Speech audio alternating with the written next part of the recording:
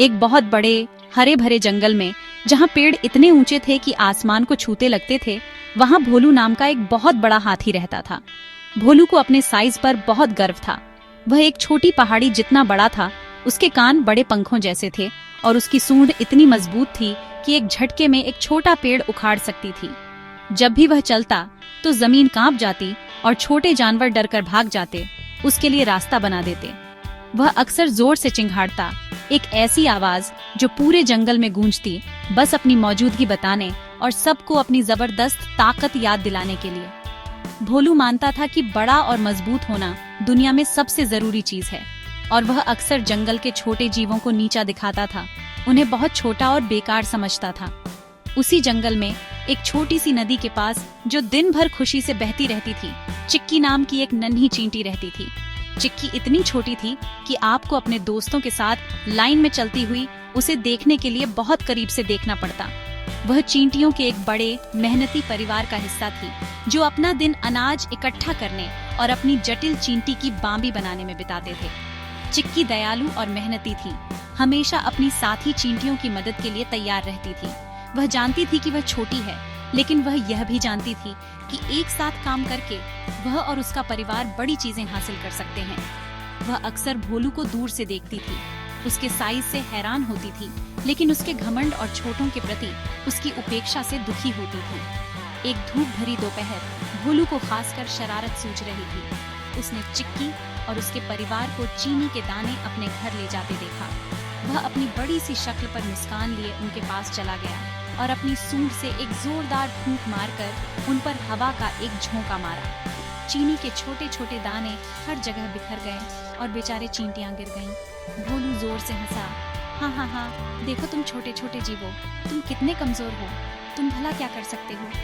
चिक्की को दुख और अन्याय का एहसास हुआ। वह उठ खड़ी हुई, अपने आप को झाड़ा और उस विशाल हाथी की ओर देखा। वह चिल्लाई नहीं और न ही रोई। उसने बस मन ही मन सोचा कि सच्ची ताकत दूसरों को चोट पहुंचाने में नहीं, बल्कि उनकी मदद करने में है।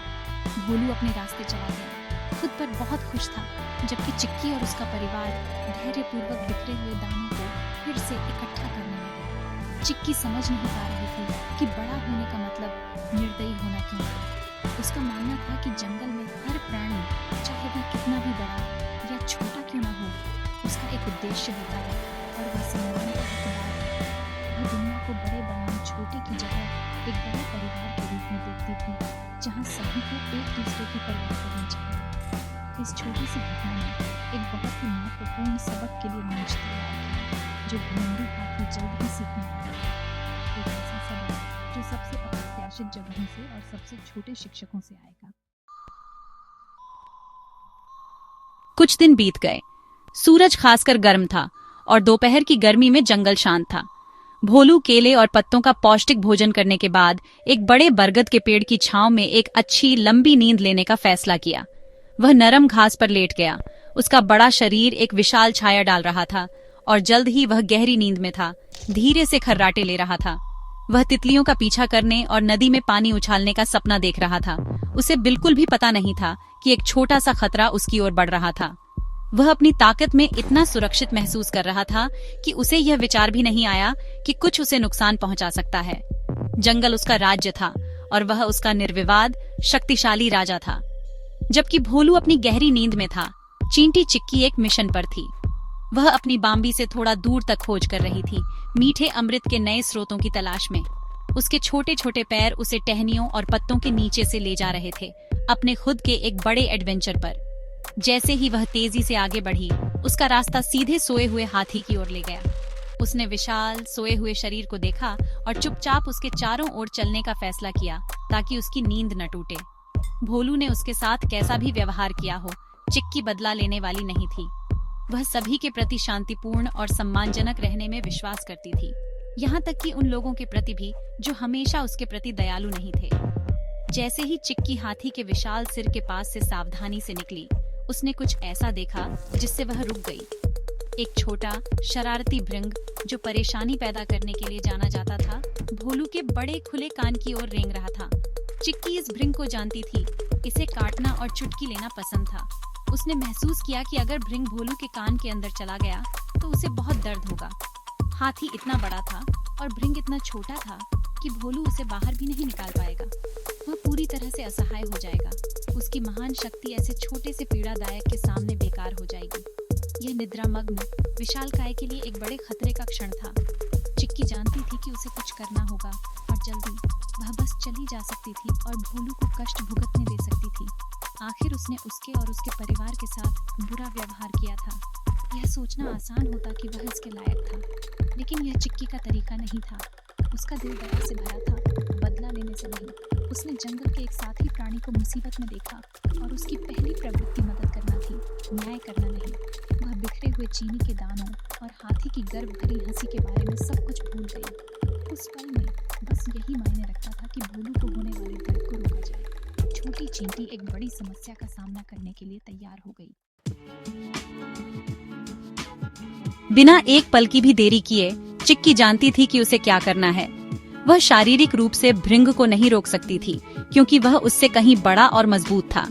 चिल्लाना बेकार होता क्योंकि उसकी आवाज इतनी छोटी थी कि विशाल हाथी को जगा नहीं सकती थी। इसलिए उसने अपने छोटे आकार का फायदा उठाने का फैसला किया। वह तेजी से भोलू की लंबी भूरी सूंड पर चढ़ गई। यह सफर उसे एक विशाल पहाड़ चढ़ने जैसा लगा।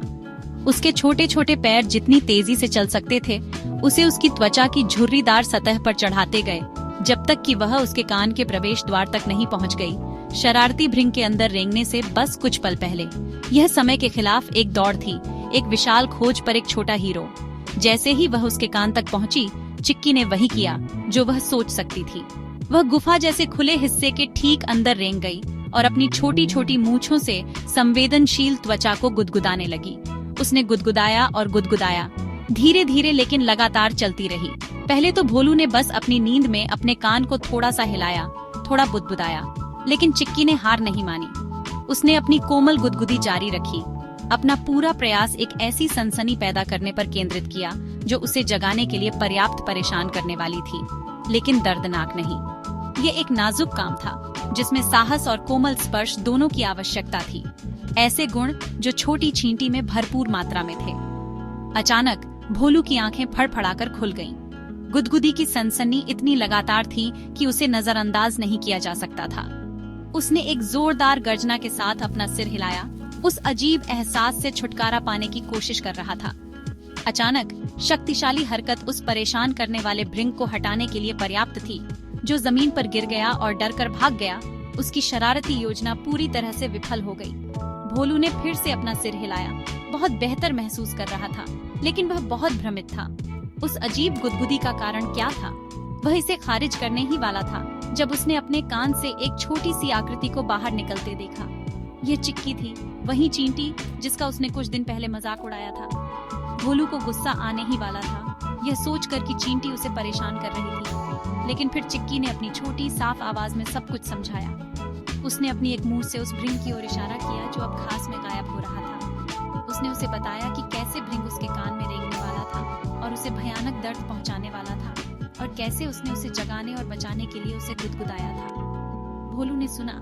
उसकी बड़ी आंखें आश्चर्य और अविश्वास से चौड़ी थी। उसने छोटी चींटी को देखा और पहली बार उसने एक कमजोर और तुच्छ प्राणी को नहीं, बल्कि एक बहादुर और चतुर दोस्त को देखा जिसने उसे बहुत ज्यादा तकलीफ से बचाया था। हाथी भोलू बिल्कुल स्थिर खड़ा रहा। चिक्की की बातों का वजन उस पर उतर रहा था।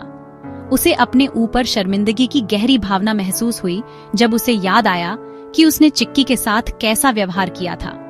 उसने अपने बड़े आकार का उपयोग उसे धमकाने के लिए किया था, उसे छोटा और शक्तिहीन महसूस कराने के लिए। फिर भी जब वह एक छोटे से भृंग के सामने वास्तव में शक्तिहीन था, इस छोटी चींटी ने उसे केवल दया दिखाई थी। उसने बदला नहीं मांगा था। इसके बजाय उसने उसकी मदद करने के लिए अपनी राह से हटकर प्रयास किया था। भोलू ने अपना विशाल सिर नीचे झुकाया जब तक कि उसकी आंख उस छोटी चींटी के स्तर पर नहीं आ गई, एक विनम्रता का भाव जो उसने पहले कभी नहीं दिखाया था। मुझे बहुत अफसोस है, चिक्की, भोलू ने कहा। उसकी आवाज एक नर्म गड़गड़ाहट थी, कोमल और पश्चाताप से भरी हुई। मैं मूर्ख और घमंडी था। मैंने सोचा कि बड़ा होने से मैं महत्वपूर्ण हो जाता हूँ, लेकिन तुमने मुझे दिखाया है कि एक बड़ा दिल एक बड़े शरीर से कहीं ज्यादा मूल्यवान है। जब मैं निर्दयी था तब तुम बहादुर और दयालु थी। क्या तुम मुझे कभी माफ कर सकती हो? चिक्की ने विशाल हाथी की सच्ची पछतावे भरी आंख को देखा और उसका अपना दिल गर्मजोशी से भर गया। बेशक, मैं तुम्हें माफ करती हूँ भोलू, उसने प्यार से जवाब दिया। जंगल में हम सब परिवार हैं। हमें एक दूसरे की मदद करनी चाहिए, चाहे हमारा आकार कुछ भी हो। भोलू का दिल कृतज्ञता और अपने सामने छोटे प्राणी के लिए एक नए सम्मान से भर गया। उस दिन से विशाल हाथी और नन्ही चींटी के बीच एक अनोखी दोस्ती पनपी।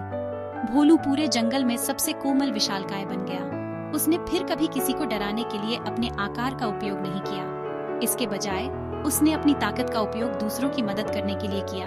तूफानों के बाद रास्ते साफ किए और छोटे जानवरों के लिए फलों के लिए ऊंची शाखाओं तक पहुंचा। वह अक्सर चिक्की और उसके परिवार को अपनी पीठ पर सवारी कराता था, उन्हें तालाबों और नदियों के पार सुरक्षित रूप से ले जाता था। वे एक आम और प्रिय दृश्य बन गए। विशाल हाथी और नन्ही चींटी सभी को यह साबित करते हुए कि दोस्ती की कोई सीमा नहीं होती, न आकार की न सूरत की। और इसलिए भोलू और चिक्की की कहानी जंगल की आग के चारों ओर बार बार सुनाई जाती थी, सभी युवा जानवरों के लिए एक कोमल याद दिलाती थी। उनकी सुंदर कहानी का नैतिक सरल और स्पष्ट था। सच्ची ताकत आपके आकार या शक्ति से नहीं मापी जाती है, बल्कि आपके दिल की दयालुता से मापी जाती है। आपको कभी भी किसी को नीचा नहीं देखना चाहिए, क्योंकि वे आपसे छोटे या अलग हैं। हर एक व्यक्ति, चाहे वह कितना भी छोटा क्यों न हो, एक बड़ा बदलाव लाने की शक्ति रखता है। और एक सच्चा दोस्त सबसे बड़ा खजाना है जो कोई कभी पा सकता है, क्योंकि अंत में यह ताकत नहीं, बल्कि दयालुता और सम्मान है जो दुनिया को सभी के लिए एक बेहतर जगह बनाते हैं।